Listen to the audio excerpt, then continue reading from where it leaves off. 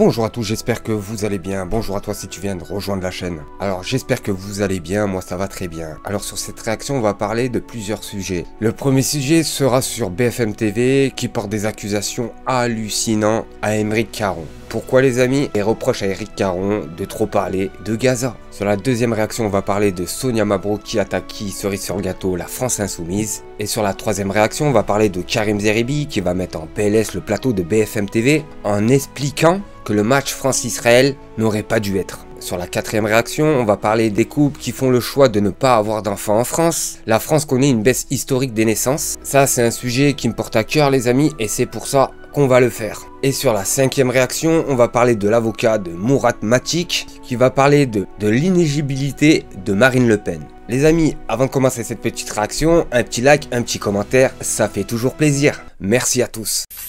Sur cette première vidéo les amis, sur BFM TV, les journalistes portant une accusation surréaliste, ils me reprochent de trop parler de Gaza, exprime Aymeric Caron. Selon eux, ce ne serait pas adapté à mon rôle de député. Pourtant c'est précisément parce que je suis député français que je défends les valeurs humanistes qui incarnent. Les amis, on regarde la vidéo et on fait une petite réaction. Vous avez hiérarchisé certaines causes. Il y a des évidences qui s'imposent à vous. Vous n'avez qu'un bracelet, j'en sais rien. Moi j'en ai pas. Comment? Mais vous n'avez qu'un bracelet au poignet, moi j'en ai pas. Donc vous avez ce Free Palestine. Donc, et vous me le reprochez? Non, pas du tout. Je dis que vous avez votre hiérarchie des valeurs. C'est pas comme si je... Vous pourriez en avoir 4 autres, 5 autres, 6 autres. Il y a un problème les amis, il y a un problème. Juste parce que Aymeric Caron porte un bracelet de la couleur de la Palestine, on a le journaliste corrompu jusqu'aux os qui va bientôt nous expliquer qu'on n'a pas droit. C'est hallucinant les amis, c'est hallucinant. Mais je vous le dis les amis, en France il n'y a plus besoin d'être comédien, de faire des formations et être comique. Non les amis, on a juste à regarder BFM TV. Je vous le dis, la formation des clowns est garantie. Des conflits dans le monde qui sont d'une gravité au moins équivalente par le fait que des crimes de guerre sont commis. Il n'y en a pas qu'un seul. Vous n'avez pas remarqué un truc, c'est que dans l'histoire de l'humanité, dans l'histoire récente, il y a des gens qui ont porté des combats. Il y a des féministes qui sont connus. Il y a des militants pour les droits homosexuels qui sont connus. Il y a des militants pour les Ouïghours qui ont vraiment porté ce combat. Et c'est comme ça. Il y a des gens qui décident de s'investir dans un combat plutôt qu'un autre. Ça veut pas dire qu'ils méprisent les autres. Mais vous êtes député de la République. Ça s'appelle oui, bien sûr. Vous n'êtes pas seulement un activiste, vous êtes aussi un député représentant. Mais je fais parfaitement mon travail. C'est ça, vous ne comprenez pas. Je porte la voix de celles et ceux qui m'ont élu et je suis là pour porter une vision politique à l'Assemblée. Or, je porte une vision politique qui est typiquement celle de la France dans laquelle j'ai grandi, en tout cas qu'on m'a présenté comme étant... Et voilà ce qui les dérange. Tout simplement parce que la France insoumise, elle dénonce ce qui se passe en Israël. Et c'est ça le problème. À chaque fois, je vous le dis, c'est propagande. C'est la même mascarade qui nous chante tous les jours en nous expliquant que les députés de la France insoumise devraient fermer les yeux. Voilà ce que j'entends dans mon oreille. France, c'est-à-dire celle qui porte des valeurs humanitaires et humanistes fortes, d'accord?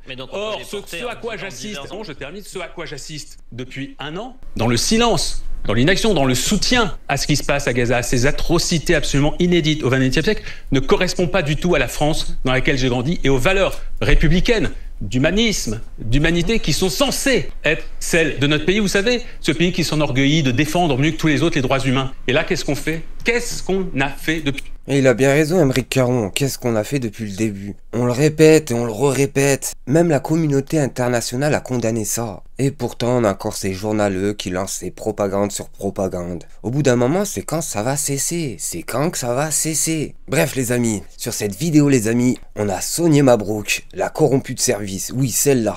Qui va cracher sur la France insoumise en nous expliquant qu'il ramène la haine. Oui, la haine. Sur ce les amis, on regarde la vidéo et on fait une petite réaction. En fait, rappelez qu'il y a... Parlez des écolos quand vous parlez des progressistes et quand vous parlez des islamistes, déjà j'ai du mal à voir... Non, les écolos, c'est d'abord... J'ai du mal à voir ce qui peut les rassembler. C'est une idéologie déconstructrice, c'est-à-dire la haine de la France. Hein. C'est très simple. Les écolos détestent la France.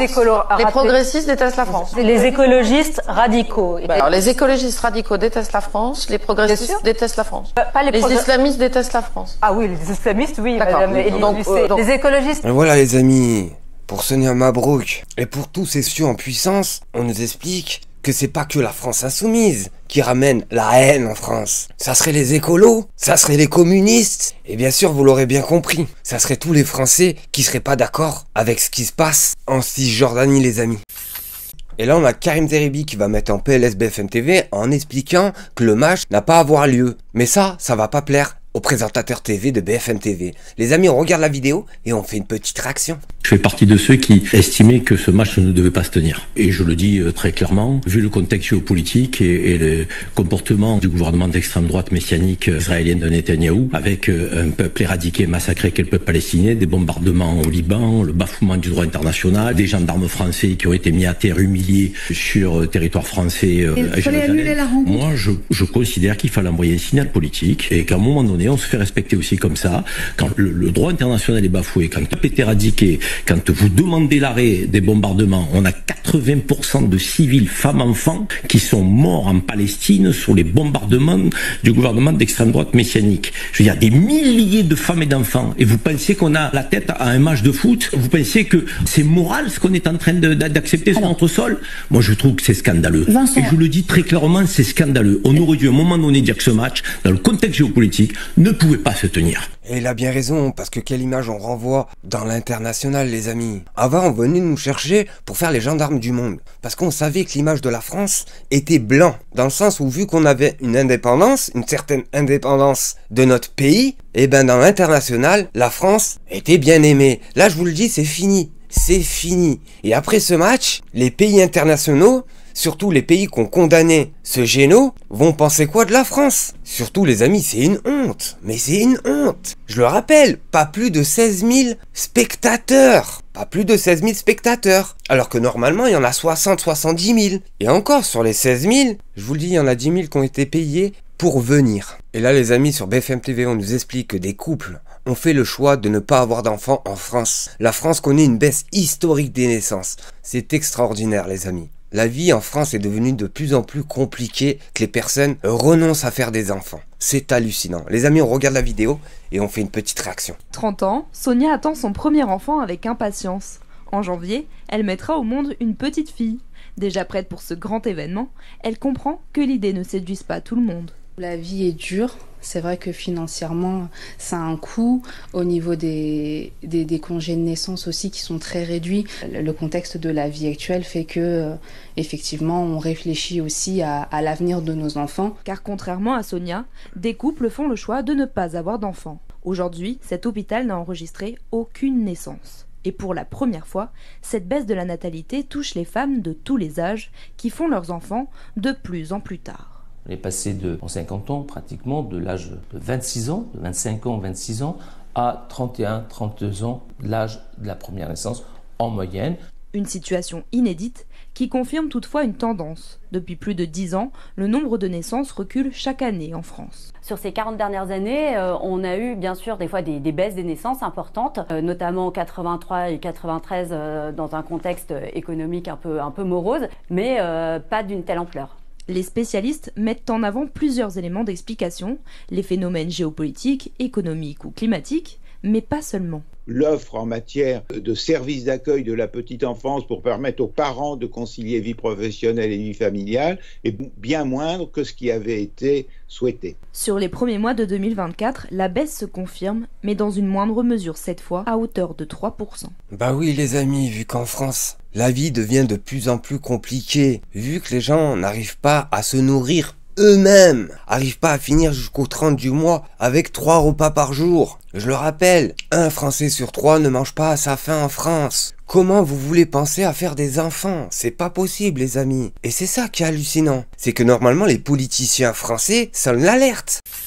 Et là les amis, écoutez bien, il y a l'avocat Mourad Barti qui va parler sur l'inéligibilité de Marine Le Pen. Les amis, on regarde la vidéo et on fait une petite réaction. Pas du tout, il n'y a aucun procès politique. Vous savez, tous les jours, il y a deux choses. Il y a l'exécution provisoire et l'inéligibilité. Oui. L'inéligibilité, elle est pensée par le législateur pour mettre fin à une infraction. Vous savez, quand depuis 2016, pour notamment les soupçons de détournement de public, voilà. Elle est automatique, sauf à ce que le tribunal s'en explique par motivation spéciale d'ailleurs. Exactement. Donc, on est en train de pointer les juges en disant qu'ils sont responsables de la situation dans laquelle se trouve Marine Le Pen. En réalité, les seuls qui pourront déroger à la règle et à la loi qui est prévue par le législateur, ce sont les juges qui l'extirperont de cette situation. La réalité, ce qu'on voit tous les jours, cher François, dans les tribunaux, c'est une décision absolument normale en droit. Vous savez, quand un chauffeur de taxi commet une infraction, une violence sur un individu qu'il transporterait, il est interdit de transport, il est interdit d'exercer son métier. Il est interdit d'aller aux abords des écoles, des centres aérés. Quand un médecin fraude la CPM, il est interdit d'exercer sa profession. Et quand un homme politique, je vais juste finir, et quand un homme politique, en corrélation avec l'infraction qu'il a commise, commet une infraction de détournement de fonds publics, dans l'esprit du législateur, on dit que on ne peut pas continuer à faire confiance à cette personne et lui donner une responsabilité qui est lourde. C'est la gestion des deniers publics, c'est la gestion des deniers du citoyen, de moi, les citoyens qui cotisent. Et c'est là, les amis, on voit le 2 poids 2 mesures qu'on voit sur BFM TV et sur toutes ces émissions qui ont été achetées. C'est qu'on nous explique à nous Français, nous moutons, que normal, calmez-vous. Faudrait surtout pas arrêter la politique de Marine Le Pen et ses 27 mercenaires alors qu'ils ont volé plus de 7 millions d'euros, les amis. 7 millions d'euros. Vous, derrière ça, vous allez au marché, vous allez voler une chaussure, je vous le dis tout de suite, vous irez en prison. Et ce qui est normal, vous n'avez pas à vous servir sur l'argent qui ne vous appartient pas. Et eux, c'est normal. Se servir dans les caisses publiques, se servir chez les Français, dans les poches des Français, on doit considérer ça normal sur BFM TV. Et heureusement qu'on a des avocats comme ça, et heureusement qu'on a des députés comme la France Insoumise qui en parlent, parce que je vous le dis tout de suite. Sinon la France, ça serait cuit depuis longtemps. Sur ce les amis, merci de m'avoir suivi. Au prochain épisode. Merci à tous.